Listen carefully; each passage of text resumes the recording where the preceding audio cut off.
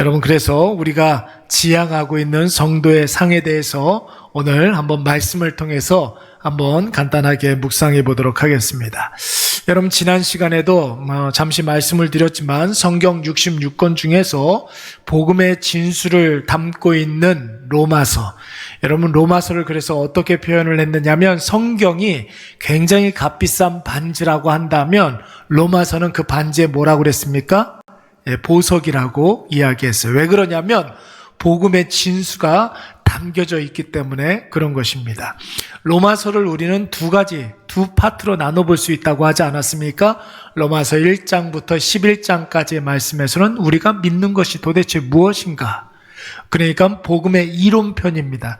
교리에 대해서 여러분 로마서 1장부터 11장까지 말씀에서 나오고 있고, 두 번째 부분은 로마서 12장부터 마지막 16장까지 말씀인데 신앙의 실제 부분이라고 그랬죠. 앞에서 우리가 무엇을 믿는가, 이 부분을 우리가 다뤘다면 뒷부분은 그렇다면 이제 우리가 어떻게 살아야 하는가, 이 부분을 다루고 있는 것입니다.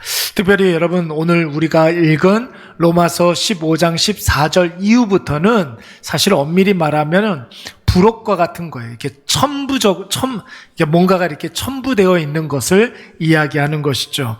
사도 바울이 특히 알고 지냈던 로마에 살고 있는 성도들에게 안부 인사를 하고, 또 로마에 살고 있는 자기의 형제 자매들에게 뭔가 이렇게 언급할 이야기들이 이제 부록편에 달려져 있습니다. 근데 여러분, 성경에 부록편이라고 해서 있어도 그만 없어도 그만 이런 거는 없습니다. 여러분, 성경에서 불필요한 부분이 있습니까? 없습니까? 없어요. 하나님께서 영감을 특별히 주셔가지고 성령에 의해서 1.1핵도 틀림이 없기 때문에 여러분, 성경 66권 중에는 단 한 자라도 불필요한 그런 말씀이 없다라는 것을 여러분 꼭 기억해야 됩니다.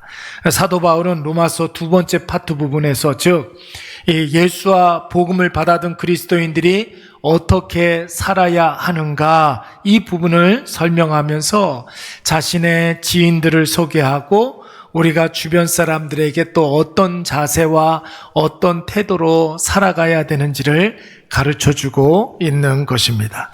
특별히 여러분, 오늘 본문 14절 말씀을 한번 보시기 바랍니다. 굉장히 중요한 사실 한 가지를 이제 로마서를 읽고 있는 로마의 성도들에게 당부하고 있는데, 우리 14절 말씀 우리 다 같이 한번 읽어보도록 하겠습니다. 시작.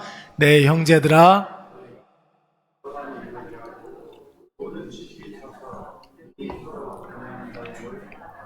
확신하노라. 아멘.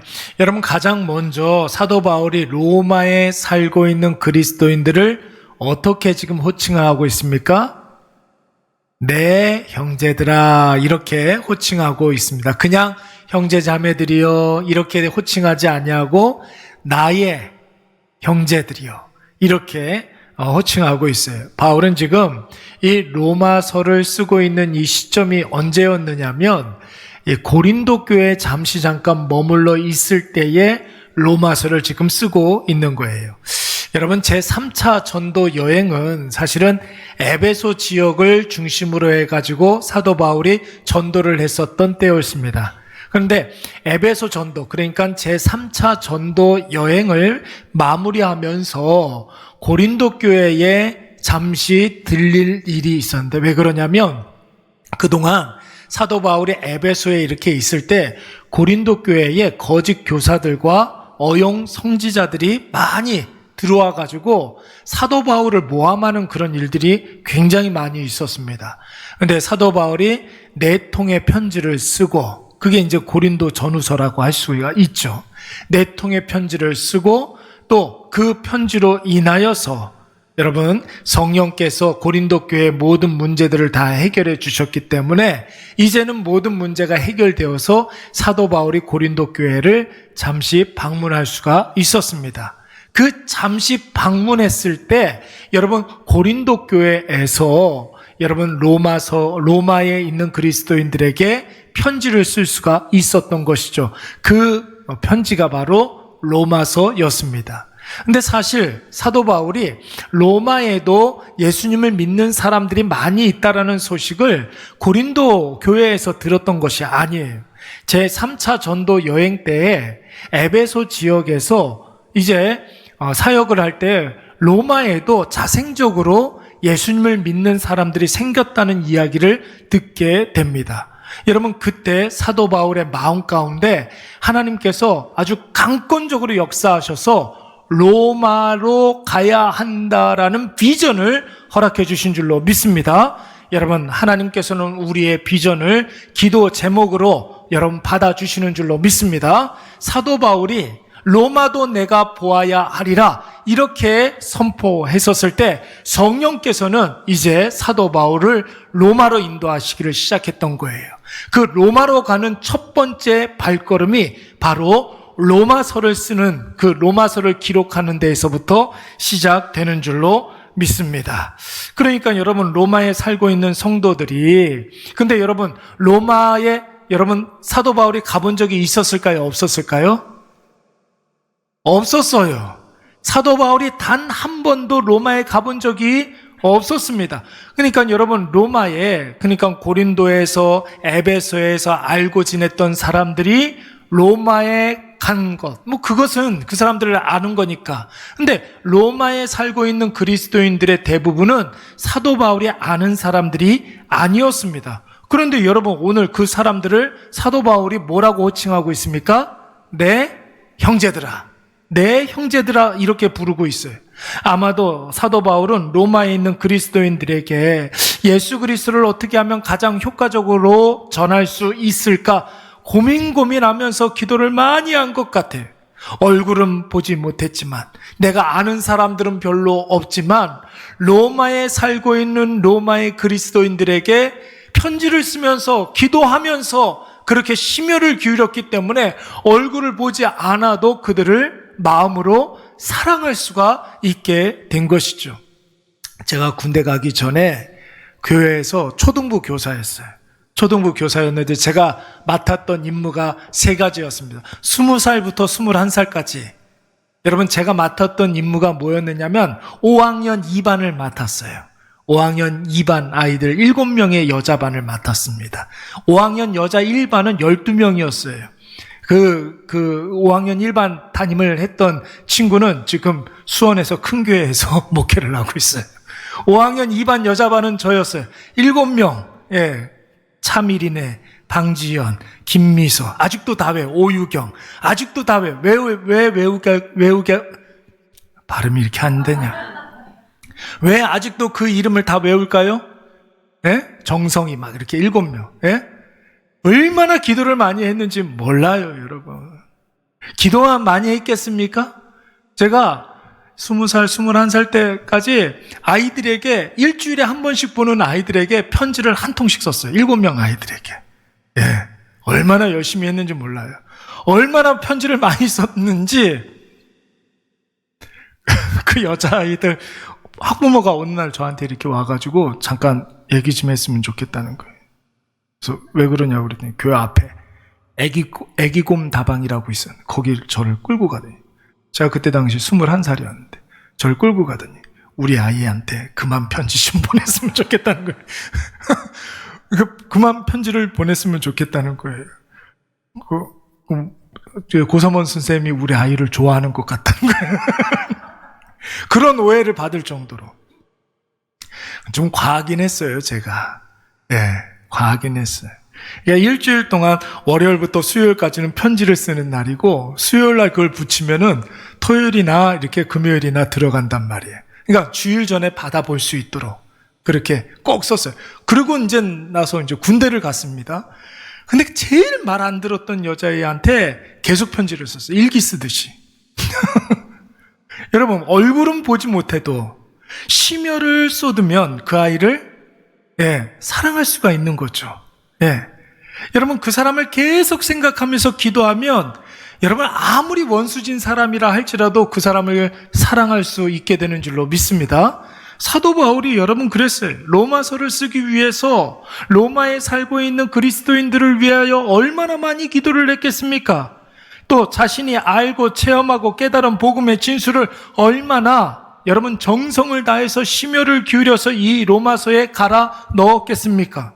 그러다 보니까 로마에 있는 그리스도인들을 한 번도 본 적은 없지만 이미 마음으로 심정적으로 로마 교회 성도들에 대해서 애틋한 마음이 생기고 안타까워하는 그런 마음이 생기고 불쌍히 여기는 마음이 생겨서 그들을 사랑하는 마음이 생길 수가 있었던 거예요. 그래서 이 로마에 살고 있는 그리스도인들을 내 형제들아 이렇게 호칭할 수 있었던 것입니다.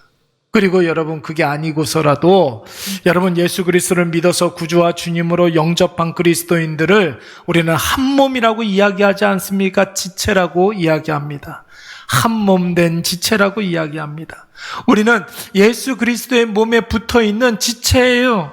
그러므로 예수 그리스도를 믿는다는 것 하나만으로도 우리는 다 형제요 자매인 줄로 믿습니다. 아멘. 그렇습니다.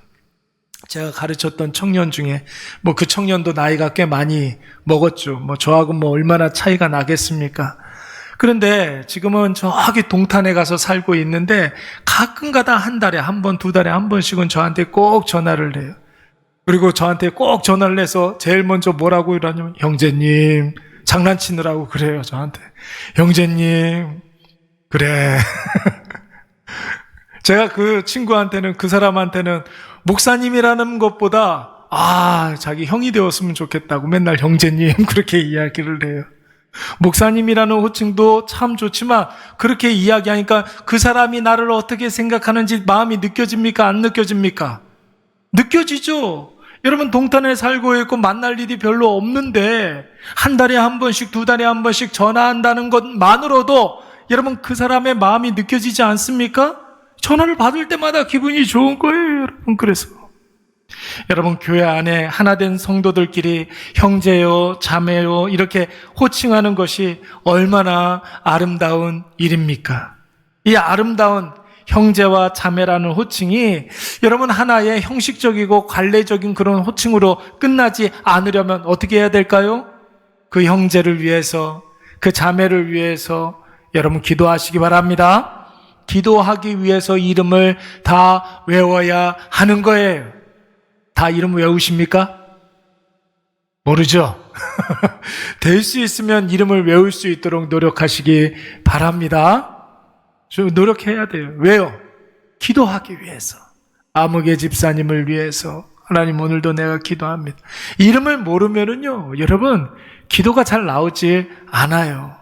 그리고 여러분, 이름을 아직도 못 외웠다라는 것은 반증, 기도를 하지 않았다라는 것을 의미하는 거예요.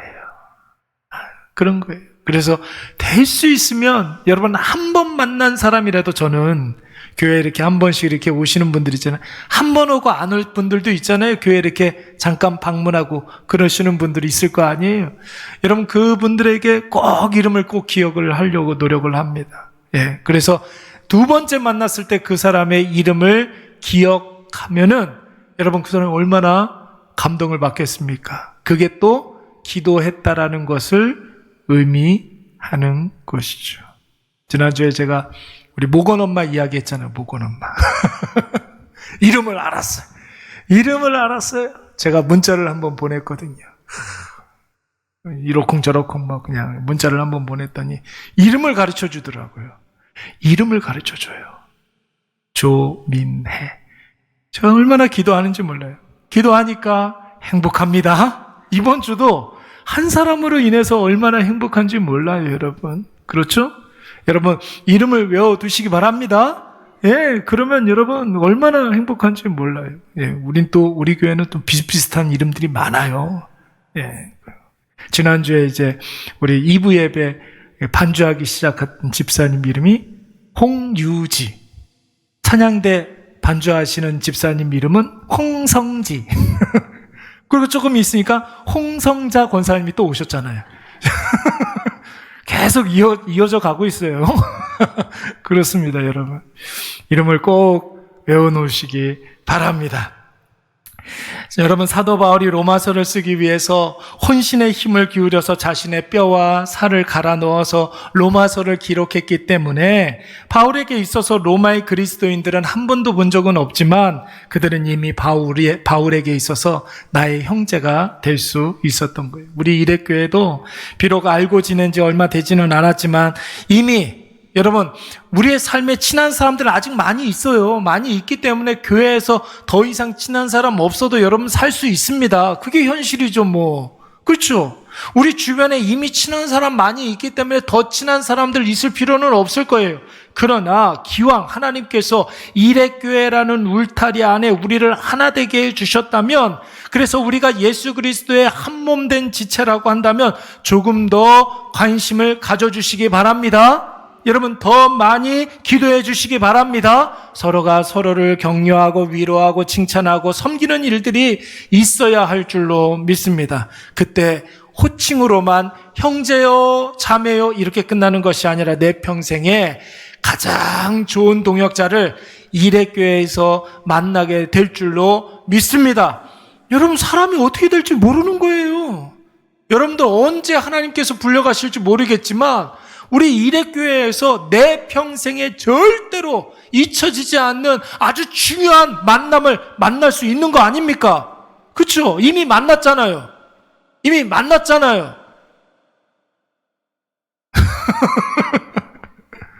여러분, 얼마나 행복합니까?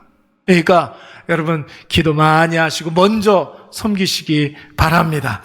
자, 바울이 자신의 형제와 같은 로마의 그리스도인들에게 가장 먼저 어떤 이야기를 하는지 한번 살펴보도록 하겠습니다. 자, 14절 계속해서 보면은 너희 안에 세 가지가 가득 차 있다라는 거예요. 너희 안에 세 가지가 가득 차 있다. 첫째는 뭐가 가득 차 있습니까? 선함. 두 번째는 뭐가 있어요?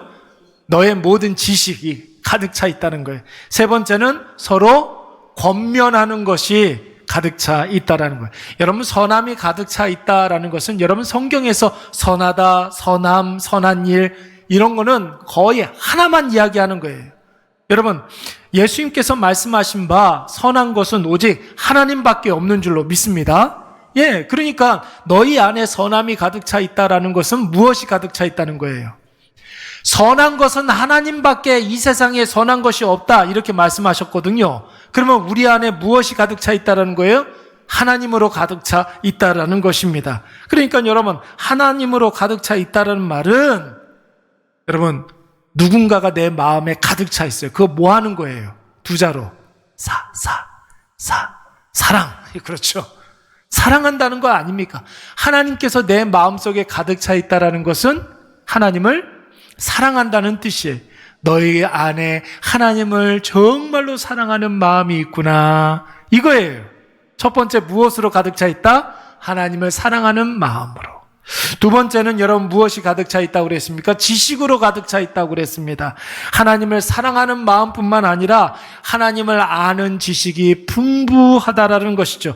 여러분, 사랑하면 그 사람에 대해서 계속해서 알고 싶은 마음들이 생기지 않습니까? 아멘?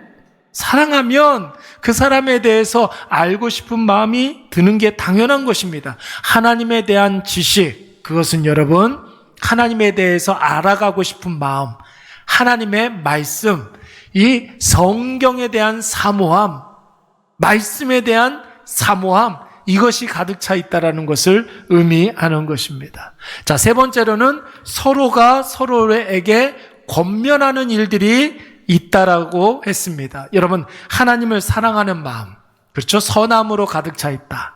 하나님을 사랑하는 마음으로 가득 차 있다. 하나님을 아는 그 지식에 가득 차 있다. 말씀에 대한 사모함이 가득 차 있다. 그래서 서로가 서로에게 말씀을 중심으로 해서 하나님을 사랑하는 그 마음을 기반으로 해서 서로에게 권면하는 일들이 많다라는 것입니다. 여러분, 이 얼마나 아름다운 일입니까? 이것을 한번 역순으로 한번 되짚어 볼까요? 사람이 사람에게 충고하는 거, 여러분 권면하는 거 어려워요, 쉬워요? 사람에게 충고하는 거 어려워요, 쉬워요? 어렵죠. 하는 것도 어렵고 받아들이는 것도 어렵습니다. 여러분, 그래서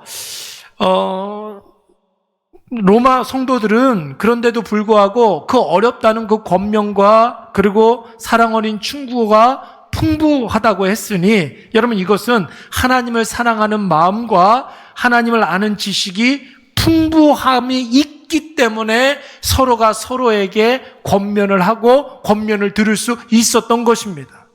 하나님을 사랑하는 마음이 있기 때문에 여러분, 그 사람에게 사랑 어린 충고와 권면을 할 수가 있었던 거고, 그 사람도 하나님을 사랑하는 마음과 말씀에 대한 그 사모함이 있었기 때문에 그 권면을 잘 받아들일 수가 있었던 것이죠. 여러분, 우리가 마가복음에서 살펴보고 있지만 새벽마다 우리 마가복음 말씀 묵상하고 있는데, 여러분, 가이사랴 빌립보에서 예수님께서 제자들에게 질문을 하셨어요. 너희들은 나를 누구라 하느냐? 베드로가 저요 하면서 뭐라고 그랬어요? 주는 그리스도시요 살아계신 하나님의 아들입니다. 마가복음에서는 주는 그리스도시니이다 이렇게 대답을 했습니다. 그 대답에, 그 신앙 고백에 흡족해 하신 예수님께서 이 정도 됐으면 이제 예수님이 앞으로 하실 일에 대해서 이야기해도 되겠다 싶어서 뭘 이야기하셨죠? 예수님 십자가 사건을, 앞으로 십자가에서 죽으시고 3일 만에 부활하실 것을 말씀해 주셨습니다. 그런데 여러분, 제자들이 예수님이 버림받고 고난당하시고 죽임당하시고 다시 사는 것을 예수님에 대해서 고백은 했지만 그것을 다 이해할 수는 없었던 것입니다. 그래서 예수님의 옷을 흔들면서 뭐라고 그랬어요? 그런 일은 절대로 일어나지 않을 것이라고 이야기했습니다.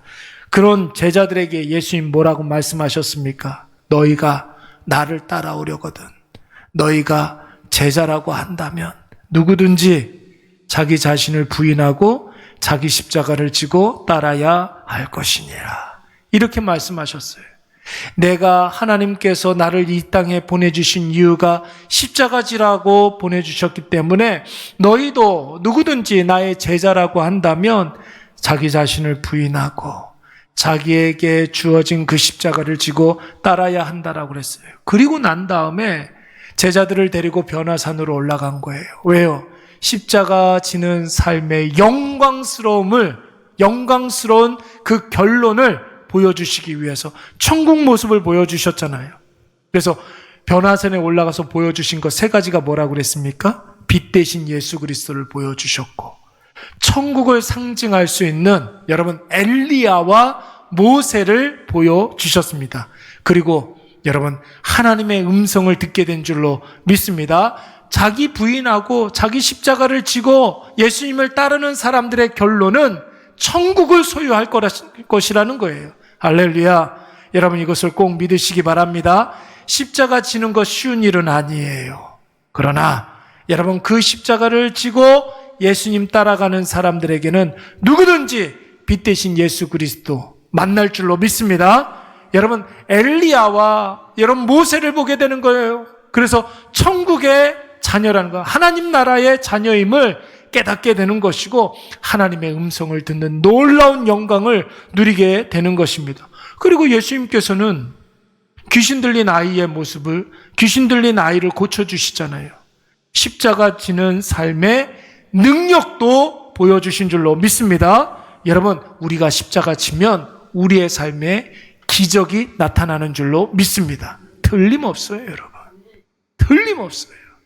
내가 나 자신을 부인하고 나에게 맡겨진 그 십자가 지고 나아가면 내 삶에 능력이 나타나게 되는 거예요. 기적이 나타나게 되는 거예요. 여러분, 이것을 확신하시기 바랍니다. 그리고 친히 어린아이를 안으시고 축복하시면서 십자가 지는 삶이 섬기는 삶이라는 사실을 가르쳐 주셨습니다. 여러분, 자기 자신을 부인하고 자기 십자가를 지는 삶은 오늘 내가 마음 먹고 결단한다고 해서 되는 일일까요? 아닐까요? 내 다짐으로 되는 일이 아니에요. 아까 전에도 말씀을 드렸지만 하나님의 은혜를 실질적으로 경험하게 되면 여러분, 그 은혜를 시작점으로 해서, 여러분, 은혜가 눈에 보이니까 여러분 하나님께 감사합니까? 감사하지 않습니까? 감사하죠. 하나님이 날마다 감격스럽게 느끼죠. 그러니까 은혜가 선명해지면 하나님을 사랑할 수가 있는 거예요. 하나님의 은혜가 눈에 보이면 하나님을 사랑할 수가 있게 되는 것이고, 하나님을 사랑하게 되면 하나님의 말씀이 기다려지게 되는 것입니다. 그리고 그 하나님 사랑하는 마음과 말씀대로 사는 것이 행복한 그런 인생들은, 여러분, 유기적으로 이루어지는 그런 인생이야말로 누군가에게 몇 마디 권면하는 것이 그 사람에게 달게 느껴지게 되는 거예요. 그리고 내가 하나님의 은혜로 말미암아 하나님을 사랑하고 하나님의 말씀으로 말미암아 날마다 행복해하면, 여러분, 누군가가 나에게 뭔가를 권면했을 때 그것을 정말로 달게 느껴지고 완전히 나의 것으로 삼게 되는 놀라운 역사가 일어날 줄로 믿습니다. 여러분, 이것이 바로 여러분, 마음에 사랑이 가득하고 말씀이 가득하고 권면이 가득한 여러분 성도의 모습이라고 할 수가 있는 것입니다. 그래서 우리 사랑하는 일회교회는 하나님 생각 많이 함으로 하나님 더 깊이 사랑하시고, 할렐루야, 하나님 생각 많이 해서 하나님 더 많이 사랑하시고 하나님 생각으로 살아가기 위해서 하나님의 말씀 깊이 묵상하시기 바랍니다. 사랑하는 지체들에게 그래서 하나님 생각 많이 나게 하시는 우리 모든 일회 가족들 되시기를 간절히 축원합니다. 자, 이제 우리 15절 말씀 다 같이 한번 읽어보도록 하겠습니다. 그러나 시작.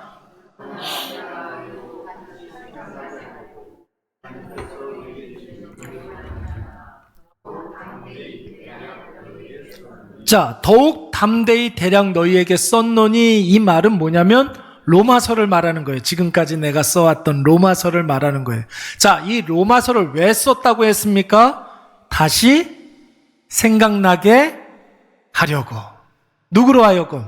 로마에 살고 있는 그리스도인들에게 하나님 생각나게 하려고 이 로마서를 썼다라는 것이에요.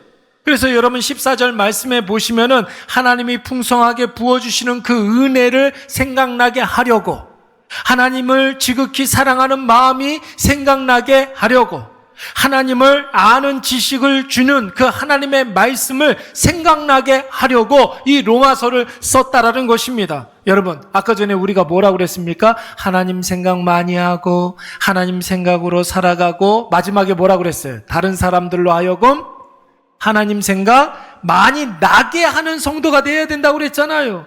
여러분, 오늘 사도 바울이 로마서를 기록한 이유가 뭡니까? 로마에 살고 있는 그리스도인들이 하나님 생각 많이 나게 하려고. 여러분, 사람은 망각의 존재 아닙니까? 그렇죠? 사람은 여러분 잊어먹는 존재입니다. 기억해야겠다 다짐하고 결단해도 여러분 계속 까먹고 잊어먹고 망각하는 게 인간입니다. 여러분, 때로는 그래서 망각도 은혜일 때가 있잖아요. 아니에요? 망각도 여러분 은혜일 때가 있습니다. 과거의 상처 계속 쌓아놓고 기억난다고 생각을 해보세요. 여러분 정말로 괴로워서 죽을 것 같아요. 그렇죠? 잊어먹기 때문에 살고 있는 거예요. 내가 과거에 지었던 명명백백한 범죄의 사실, 여러분 있어요 없어요? 하나님 앞에 씻을 수 없는 죄라고 생각했던 그런 죄악들 있어요 없어요? 있죠? 그거 하나님께서 잊어먹게 해주시는 거예요. 하나님께서 우리의 죄를 여러분 사해 주시는 것은 있던 죄가 뿅 하고 없어지는 그런 게 아니라고요. 하나님께서 우리의 죄를 덮어주시는 거예요. 하나님의 은혜로 덮어주시는 겁니다. 그러니까 여러분, 그 죄를 기억나게 하지 아니하시고, 그래서 오늘 우리가 살 수가 있는 것입니다. 그리고 반대로 여러분, 과거에 받았던 그 사람들한테 받았던 영광, 그 박수, 칭찬, 그것도 여러분 다 잊어먹게 하세요. 왜요? 그거 다 기억하고 있으면 여러분 살 수 있어요 없어요? 과거에 잘 나갔던 거 그것만 붙잡고 살아가면 여러분 얼마나 비참합니까? 그것도 하나님께서 망각하게 하시는 거예요. 여러분, 그래서 망각도 은혜인 줄로 믿습니다. 네, 그렇습니다. 그러나 여러분, 우리가 절대로 잊어먹으면 안 되는 것 한 가지가 있잖아요. 그게 뭐예요? 하나님의 은혜, 하나님에 대한 사랑, 하나님의 말씀, 여러분 절대로 잊어먹으면 안 되는 줄로 믿습니다. 여러분 이것을 잊어먹는 순간 누가 틈타요? 예, 마귀가 틈타는, 이걸 잊어먹는 그 순간 마귀가 틈타는 거예요. 여러분 항상 마귀는 우는 사자와 같이, 배고픈 우는 사자와 같이 두루다니며 무엇을 찾는다고 그랬습니까? 삼킬 자를 찾는다고 그랬어요. 예, 어떤 사람들을 찾느냐면 은혜를 잊어먹는 사람, 말씀과 상관없는 사람, 하나님을 사랑하는 그 사랑이, 여러분 그 열정이 떨어지는 사람, 이런 사람들을 여러분 마귀는 우는 사자와 같이 두루다니며 삼킬 자를 찾는 것입니다. 아담과 하와, 여러분 한번 생각을 해보세요. 예수를 믿기 시작한 지 얼마 안 되는 분들이 그런 질문을 합니다. 아니 목사님, 왜 하나님께서는 아담과 하와에게 선악을 알게 하는 나무를 주셔가지고 죄를 짓게 했습니까? 원인 제공을 하나님께서 하신 것 아닙니까? 여러분 이런 질문 많이 들어봤죠? 이런 생각 많이 해보시지 않았습니까? 여러분 하나님은 우리가 아니에요. 인생이 아니에요. 하나님께서 선악과 덫을 이렇게 놓고서 죄 짓나 안 짓나 이렇게 지켜보려고 여러분 선악과를 주신 것 같아요? 하나님 그러신 분이십니까? 아니에요, 여러분. 하나님께서 우리에게 주신 모든 것들은 다 선해요. 하나님이 선하시니까. 그러니까 여러분 감사함으로 받으면 버릴 것이 있어요, 없어요? 없어요. 그러면 선악과를 주신 여러분 최초의 그 의도는 악할까요, 선할까요? 선하죠. 어떤 선함이 있었을까요? 여러분 아담과 하와는 여러분 피조물이기 때문에 하나님처럼 완전한 그런 존재가 아닙니다. 그래서 동산 중앙, 에덴 동산 중앙에 선악과를 하나님께서 만들어 놓고 무엇을 하든지 고개만 싹 돌리면은 선악과가 보이게 하셨단 말이에요. 누구를 기억하라는 거예요? 이것을 주신 분이 누구인지를 알라는 거예요. 하나님께서 주셨구나. 사랑하는 아내를 이렇게 보면서, 사랑하는 남편을 이렇게 바라보면서, 야, 어떻게 이 남자가 내 남편일 수가 있을까? 이 여자가 어떻게 나에게 아내가 될 수가 있을까? 여러분 행복하다가도 동산 중앙을 보면 뭐가 있어요? 선악을 알게 하는 나무가 있잖아요. 하나님이 주셨구나. 하나님을 생각나게 하는 장치였단 말이에요. 그런데 여러분 잠깐 하와와 아담이 마음이, 그 하나님에 대한 은혜에 대한 마음이 조금 떨어지니까, 하나님을 사랑하는 그 마음이 조금 떨어지니까, 하나님의 말씀에 대해서 사모하는 마음이 떨어지다 보니까 그걸 누가 노리고 있었어요? 우는 사자와 같이 악한 사단 마귀가 그 마음을 귀신같이 알고 틈탄 줄로 믿습니다. 그때부터 그 조그만 틈에서부터 여러분 죄악이 물물듯이 들어오게 된 것입니다. 선악을 알게 하는 나무가 달라 보이면 그때부터 죄는 걷잡을 수 없이 밀려 들어오게 되는 것이죠. 그러므로 사랑하는 여러분, 길을 쓰고 하나님 생각 많이 하시기 바랍니다. 하나님 은혜에 집중하시기 바랍니다. 하나님을 사랑한다고 목 놓아 고백하고 선포해야 될 줄로 믿습니다. 또한 그 사랑하는 마음으로 하나님 말씀 듣기를 여러분 사모하시기 바랍니다. 그렇게 안간힘을 쓰고 길을 써야 여러분 하나님 생각이 나는 거예요. 그래서 여러분 죽어라 예배를 드리라고 하는 것 아닙니까? 그렇죠? 여러분 하나님 생각 많이 나게 하는 방법 그렇게 많지 않아요. 하나님께서 우리에게 예배, 말씀, 기도, 특히 예배라는 제도를 주셔가지고 길을 쓰고 하나님 생각 많이 나게 하시는 것입니다. 예배 드리면서 하나님의 은혜가 선명해지는 것을 느껴야 되는 거예요. 예배를 드리면서 하나님을 사랑한다고 계속해서 고백할 수 있어야 하는 것입니다. 여러분 예배를 드리면서 하나님 앞에 기도도 하고 여러분 그 기도가 어떻게 응답되는지를 확인할 수가 있는 거예요. 예배 자리에 많이 나오면 여러분 그러한 것들을 계속해서 우리가 느끼게 되는 것이죠. 그래서 여러분 한국교회에 어떤 교단이든 간에 공식적인 예배가 있지 않습니까? 어떤 예배 있어요? 예배의 종류. 주일 낮 예배가 있죠. 그렇죠? 1부 예배, 2부 예배 이렇게 나눠 놓는 이유는 이제 사람들이 많아지다 보니까 여러분 그렇게 해서 많은 사람들이 예배를 드릴 수 있도록 그렇게 해 놓은 거지, 예배는 딱 하나예요. 주일 낮 예배, 그렇죠? 오후 예배 또 있고 그런 다음에 또 무슨 예배 있어요? 오늘 우리가 무슨 예배 왔어요? 수요 예배 왔잖아요. 그렇죠? 옛날에는 수요 예배를 3일 예배라고 그랬어요. 3일 예배. 왜요? 주일 후 3일 후에 드리는 예배라고 해서 3일 예배라고 그랬단 말이에요. 그리고 또 뭐 있어요? 금요 기도회가 있잖아요. 금요 기도회. 그리고 나서 우리가 매일마다 아침에 여러분 하루를 시작할 때 하나님 앞에 드리는 새벽 예배가 있잖아요. 여러분, 왜 하나님께서 이렇게 한국교회에 많은 예배를 주셨을까? 외국은 어떤지 모르겠어요. 우리나라는 여러분 전통적으로 주일 예배, 수요 예배, 금요 기도회, 새벽 예배 이게 이제 기본이에요. 그렇죠? 왜 우리나라면 이렇게 예배가 많을까 생각해 본 적 있어요? 왜 그랬을까요? 그냥 하나님께서 귀찮게 하시려고 그냥 그런 게 아니죠. 가만히 한번 생각을 해보세요. 잊을만 하면 하나님 생각나게 하는 기간이에요, 그게. 그렇잖아요. 보세요, 여러분. 주일 예배 드리고 3일 정도 지나면 은혜를 잊을만 해요. 그때 수요 예배 드리면서 말씀을 깊이 묵상해야 여러분, 하나님께서 나에게 주신 이 상황들이 해석이 되는 거예요. 그리고 여러분 수요 예배 드리고 난 다음에 한 3일 정도 되면 또 하나님 잊을만 하죠. 그때는 또 기도의 자리에 길을 쓰고 와가지고 하나님 앞에 기도하고 매달리고 은혜를 달라고 기도하는 것이죠. 그리고 나서 한 3일 지나고 난 다음에 또 주일 예배 드리고 매일같이 또 하루의 시작을 하나님 앞에서 예배 드리면서 시작. 그렇게 해야 하나님 생각이 날동 안 날동한단 말이에요. 인간은 그래요. 인간은 망각의 존재이기 때문에 그런 것이죠. 여러분, 하나님을 잊지 말아야 합니다. 여러분, 하나님 생각나는 시간이 많아요? 아니면 하나님 까먹는 시간이 많아요? 하나님 까먹는 시간이 많잖아요. 그러니까 여러분, 기를 쓰고 예배를 많이 드리라는 거예요. 예배를 많이 드리라는 거예요. 모이면 예배 드리라는 거예요. 예.